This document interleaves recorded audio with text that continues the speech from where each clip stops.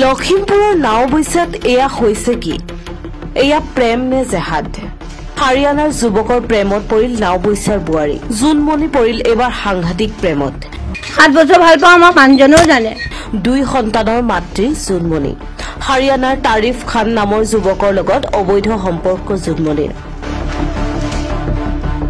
অবৈধভাৱে প্ৰেম কৰি জোনমণি হাজৰিকাই নিজৰ ঘৰলৈ মাতি আনে প্ৰেমিক তাৰিফ খানক। এইবাৰ এয়া জোনমণি হাজৰিকাৰহে লাভ জেহাদ। জোনমণি হাজৰিকাৰ স্বামী ৰঞ্জিত সিং বহুদিনৰ পৰা নিৰুদ্দেশ হৈ আছে। বিগত 1 মাহ ধৰি নিৰুদ্দেশ হৈ থকা স্বামীৰ প্ৰতি চিন্তা নাই জোনমণি হাজৰিকাৰ। এতিয়া প্ৰশ্ন হয়, ক'ত নিৰুদ্দেশ ৰঞ্জিত সিং? নিৰুদ্দেশৰ ক্ষেত্ৰত জোনমণি হাজৰিকাৰ নিমাত কিয়? আনফালে হাৰিয়ানাৰ তাৰিফ খানে 2 সন্তানৰ মাতৃৰ অবৈধ প্ৰেমত মতলীয়া হৈ নিজ ধৰ্ম সলনি কৰিবলৈও সন্মত। জোনমণি হাজৰিকাই কোৱা মতে ৰঞ্জিত সিং বন্ধনৰ টকা 50,000 লৈ গাড়ী চলাবলৈ গৈ ঘূৰি নাহিল। ৰঞ্জিত সিং আগৰ পত্নীৰ কাষলৈ গুচি গ'ল। ৰঞ্জিত সিং আহিলে মই আলোচনাৰ মাজেৰে তেওঁৰ লগত থাকিম। হাইৰে প্ৰেম।